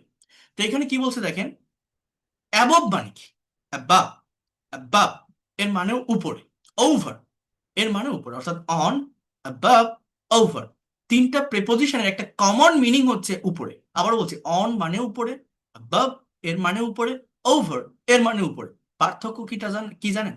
স্থির বস্তুকে স্পর্শ করে উপরে বোঝাতে অন বসে, স্থির অবস্থায় থাকবে, অবজেক্টকে স্পর্শ না করে উপরে আসে, অ্যাবাভ এর ব্যবহার হয়।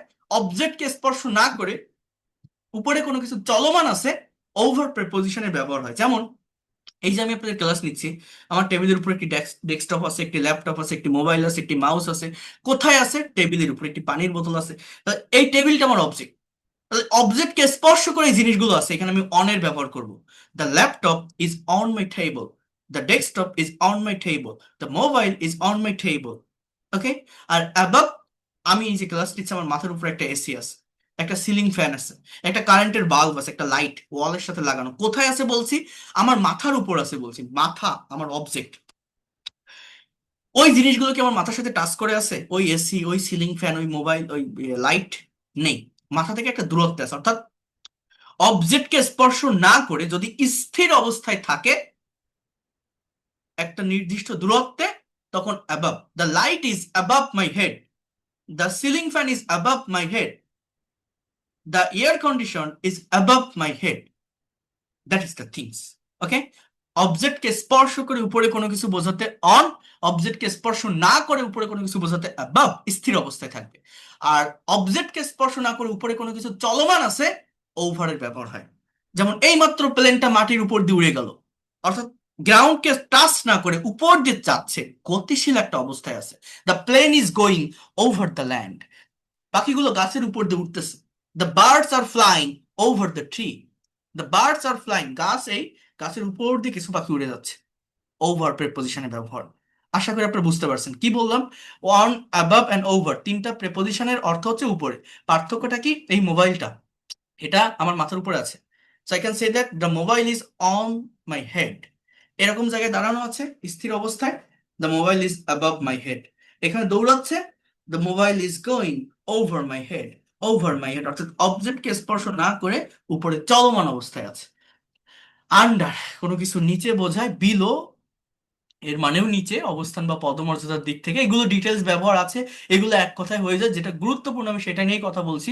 বিহাইন্ড মানে পিছনে, বিয়ন্ড নির্দিষ্ট সময় পর, কল্পনার বাইরে, সামর্থ্যের বাইরে। এটা একটু বলি আপনাদের, এটা অনেকের কাছে আনফ্যামিলিয়ার লাগতে পারে। মনে করেন আপনি একটা শপিং মলে গেছেন কিছু ড্রেস কিনতে, শপিং করতে। একটা ড্রেস আপনার পছন্দ হয়েছে যার দাম অনেক বেশি, এখন অত টাকা আপনার কাছে নেই। এখন আপনি একটা ড্রেস পছন্দ করছেন, তার দাম 5,000 টাকা, আপনার কাছে আছে 3,000 টাকা। এখন আপনি ওই ড্রেসটা দেখে বলছেন এই ড্রেসের যে দাম, এর যে প্রাইস, এটা আমার সাধ্যের বাইরে, আমার কাছে এত টাকা নেই। So the price of this dress is beyond my budget. বলতো কি বললাম? The price of this dress is beyond my budget. অর্থাৎ এই ড্রেসের প্রাইসটা, মূল্যটা আমার বাজেটের বাইরে, আমার সাধ্যের বাইরে, আমার সীমার বাইরে, আমার কাছে এত টাকা নেই। এইভাবে এটা হয়ে থাকে। ইনটু, প্রবেশ বা গতিশীল অবস্থা, রূপ পরিবর্তিত হওয়া বা দলে দলে ভাগ হওয়া বোঝাতে ইনটু বসে। যেমন বাইরে থেকে ভিতরে কিছু অ্যাক্সেস করতেছে, প্রবেশ করতেছে। The boy entered into the room. আমি এখন রুমে ক্লাসে, বাইরে থেকে কেউ হঠাৎ করে আমার রুমে ঢুকলো, entered. Okay, don't get into the running train. চলন্ত ট্রেনে উঠো না। মনে করেন আপনি একটা ট্রেনের টিকিট কেটে রাখছেন, ট্রেনটা ছেড়ে দিবে, এখন আপনি স্টেশনে পৌঁছাতে পারেননি। এই মুহূর্তে কি হচ্ছে, এই মুহূর্তে আপনি ট্রেনে উঠতে যাচ্ছেন দৌড়ায়, একটু পরে কল দেন, আমি ক্লাসে আছি, পরে কল দেন। আহ, যেটা বলছি, আপনি কি হচ্ছে, মনে করেন একটা ট্রেনের টিকিট কেটে রাখছেন, ট্রেনে উঠতে যাবেন, এখন টাইম হয়ে গেছে, ট্রেনটা কেবল ছাড়া শুরু করছে, আপনি সেই সময় স্টেশনে গিয়ে পৌঁছাচ্ছেন, এখন আপনি দৌড়ায় গিয়ে উঠতে যাচ্ছেন। ওই যে বাইরে থেকে দৌড়ায় গতিশীল অবস্থায় ভিতরে আপনি ট্রেনে উঠতেছেন, আপনার ওই ট্রেনের ভিতর থেকে একজন বলছে যে এইভাবে দৌড়ায় উঠো না। So don't get into running train. Into, অর্থাৎ ইনটু মানে কি, বাইরে থেকে ভিতরে গতিশীল অবস্থায় কিছু প্রবেশ করতেছে। আর এই রূপ পরিবর্তিত হওয়া এবং দলে দলে ভাগ হওয়া বোঝাতে ইনটু বসে। এইটার মানে কি জানেন? এইটার মানে হচ্ছে, মনে করেন বাংলাদেশে একটা রাজনৈতিক দল আছে, পলিটিক্যাল পার্টি, জাতীয় পার্টি। এখন এই দলের মনে করেন তিনটা গ্রুপ। একটা হচ্ছে জিএম কাদের সাহেব, জাতীয় পার্টির চেয়ারম্যান, উনি চালায়। আর হুসাইন মোহাম্মদ এরশাদের দুইজন ওয়াইফ, একজন রওশন আরা এরশাদ, একজন বিদিশা এরশাদ। এখন মনে করেন এই তিনজনই লিডার, তিনজনের তিনটা আলাদা গ্রুপ। তো আমি যদি এই কথাটা বলি যে জাতীয় পার্টি তিনটা গ্রুপে বিভক্ত হয়ে গেছে, কথাটা ইংরেজিতে কি হয় বলতে পারেন? দেখেন, Jatiya party has been divided, DIVIDED, into three groups. Jatiya party has been divided into three groups. দেখছেন, has been plus V3, divided. এই হচ্ছে মূলত ইনটু এর ব্যবহার, অর্থাৎ ভাগ হওয়া। They are divided into five groups, তারা পাঁচটা গ্রুপে বিভক্ত হয়ে গেল। সো উইথ মানে সাথে, বাই মানে দ্বারা দিয়ে, ফর ডিউরিং মানে জন্য, ধরে, আর ফর মানে জন্য, ও ডাবল এফ। দেখেন, অফ হচ্ছে দুইটা, অফ হচ্ছে দুইটা, একটা হচ্ছে ও ডাবল এফ অফ। আমরা বলি না, দরজাটা অফ করো, জানলাটা অফ করো, মোবাইলটা অফ হয়ে গেছে, অর্থাৎ ও ডাবল এফ মানে বন্ধ করা, মূল্য ছাড় অর্থে, কোনো কিছু থেকে পড়ে যাওয়া অর্থে, অর্থাৎ যেটা ক্লোজ। আর ও এফ অফ, এর মানে হচ্ছে এর, র, ষষ্ঠী বিভক্তি, কারো অধিকারে কোনো কিছু থাকা, কারো মালিকানায় কোনো কিছু থাকা বোঝায়।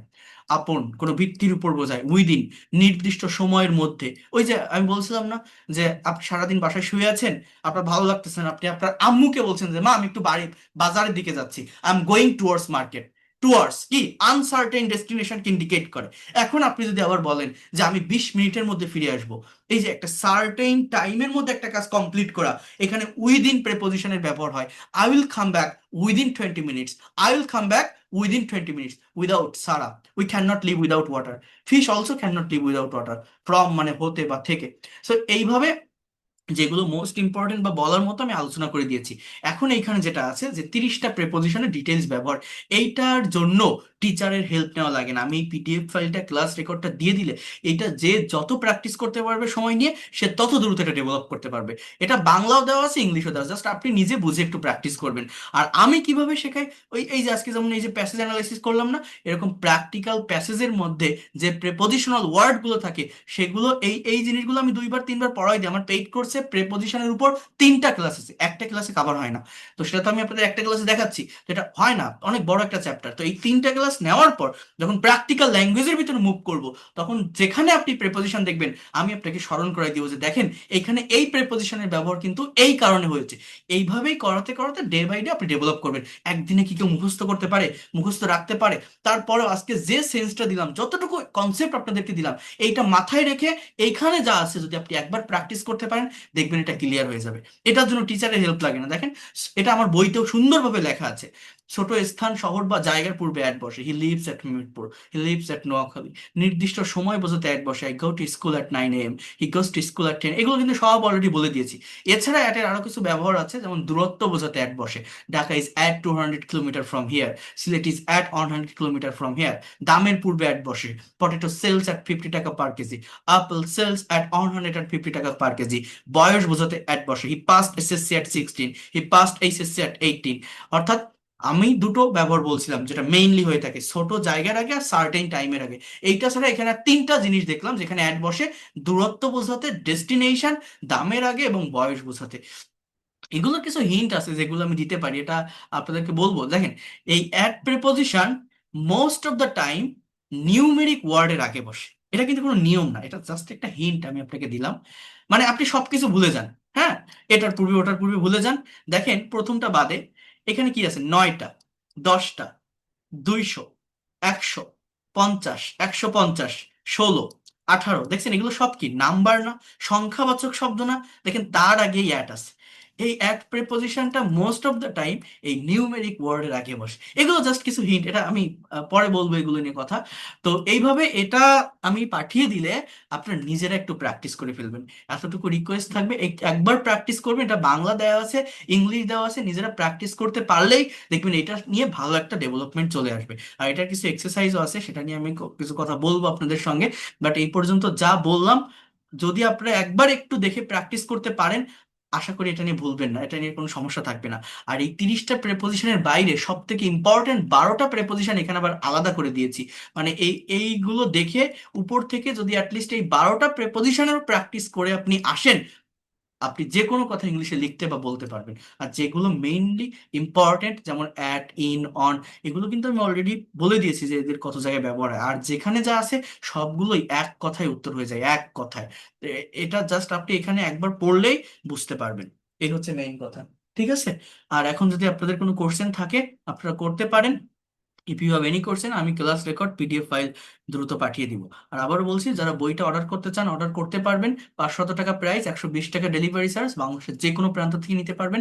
একদম সহজ এবং সাবলীল ভাষায় সম্পূর্ণ ল্যাঙ্গুয়েজটা শিখতে পারবেন, এই যেভাবে আমি ক্লাস নেই, যেভাবে আমি বোঝাই। আর আগামীকাল থেকে আর ফ্রি ক্লাস থাকবে না, পেইড কোর্সের ক্লাস শুরু হবে। এখনো পর্যন্ত যারা ভর্তি হতে চান, আগামীকাল সন্ধ্যার ভিতরে সেন্ড মানি করে জানাবেন, তাহলে একদম শুরু থেকে ধারাবাহিকভাবে ক্লাস করতে পারবেন। আগামীকাল রাত 10টা থেকেই আমাদের পেইড কোর্সের ক্লাস শুরু হবে।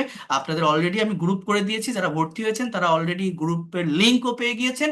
জয়েন দিয়ে আপনারা ক্লাস করতে পারবেন প্রাইভেট গ্রুপে। এই গুগল মিটের মাধ্যমে ক্লাস হবে। সপ্তাহে 4 দিন ক্লাস, শনি সোম বুধ শুক্র। 1 ঘন্টা ক্লাস টাইম থাকবে রাত 10টা থেকে 11টা, অর্থাৎ এই 2 ঘন্টা 2.5 ঘন্টা ধরে পেইড কোর্সের ক্লাস হয় না। জাস্ট 1 ঘন্টা থাকবে, আমি যতটুকু পড়াবো ততটুকুই যাতে আপনি নিতে পারেন।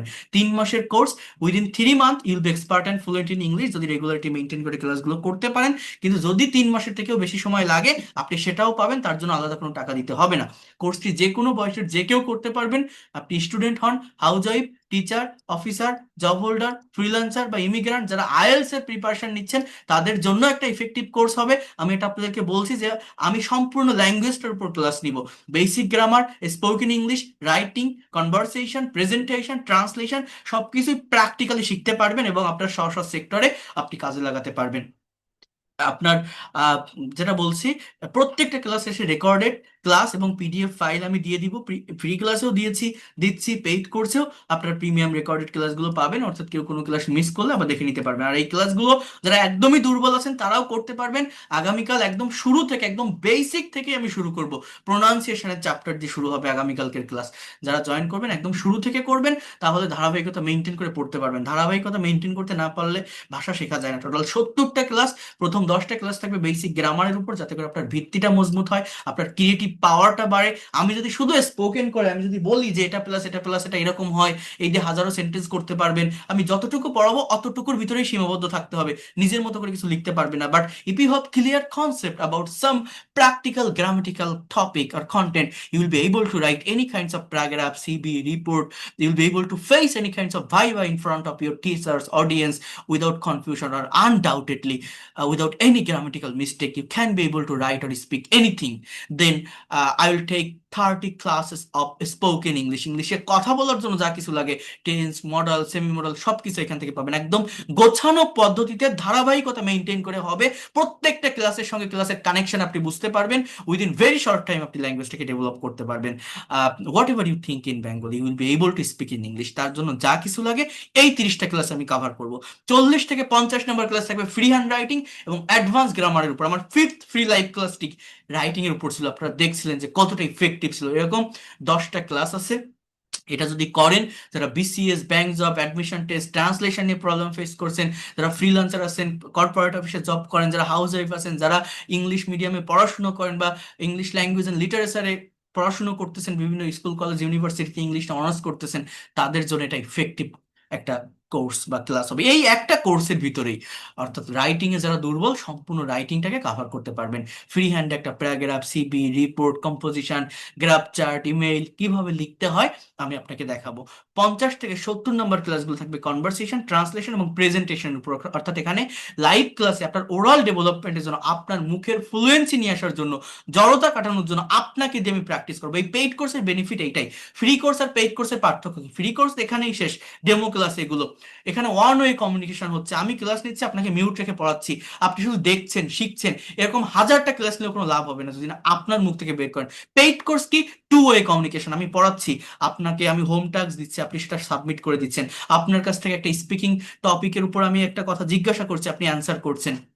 আপনি সেন্টেন্স ট্রান্সলেশন করতে দিচ্ছেন, আপনি সেটা কভার করে দিচ্ছেন। এই যে একটা রিডিং পড়ালাম, সামারিটা আপনাকে বলতে বলছে, আপনি বলে দিচ্ছেন। সেখানে ভুল হলে আমি আপনাকে ধরাই দিচ্ছি। That is the way of two way communication. এখানে ল্যাঙ্গুয়েজ ক্লাব আপনি পাবেন, কোর্স শেষে সার্টিফিকেট পাবেন, আইডি কার্ড পাবেন, এভরিথিং। একটা প্রফেশনাল কোর্সে যা কিছু দরকার সবকিছু আমি এখানে আপনাকে দিব। তো এই যেটা বলছি 50 থেকে 70 ক্লাসে বসে আপনাকে প্র্যাকটিস করাবো কনভারসেশন, নিউজ পেপারের আর্টিকেল ট্রান্সলেশন এবং প্রেজেন্টেশন। সার্টেন টপিক থাকবে, কোশ্চেন থাকবে, অ্যান্সার থাকবে। আইএলটিএস কিউ কার্ড টপিকের উপর অ্যান্সারগুলো আমি অ্যানালাইসিস করে দিব। কোনটা সাবজেক্ট, কোনটা ভার্ব, কোন টেন্স আছে, কোন মডেল বা ভয়েস আছে, কোথায় ফ্রেজ বা ক্লজের ব্যবহার বলে দিব। আপনার মতো করে আপনি কোশ্চেন এগেইনস্ট প্রেজেন্টেশন তৈরি করে আমার সামনে প্রেজেন্ট করবেন। সেখানে যে ভুলটা হবে আমি ধরাই দিব। এটা তো আমি দেখিয়েওছি আপনাদের 6th ক্লাসে। তো এইভাবে যদি করায় আপনি কেন পারবেন না? Within 3 month you will be expert and fluent in English. Basic grammar, spoken English, writing, conversation, translation, presentation, সম্পূর্ণ ল্যাঙ্গুয়েজটা কভার হবে। আর আপনার কোর্স ফি 2,000 টাকা। যারা পারবেন একবারে দিবেন, যারা পারবেন না 1,000 টাকা অ্যাডভান্স করেও ক্লাস শুরু করতে পারবেন। এই সুযোগটাও দেই, কোথাও দেখবেন না কেউ দিছে। বাকি 1,000 টাকা 1 মাস পর দিলেও হবে। যারা ইন্ডিয়া থেকে আসেন গুগল পে বা ফোন পে করে পেইড কোর্সে ক্লাস শুরু করতে পারবেন।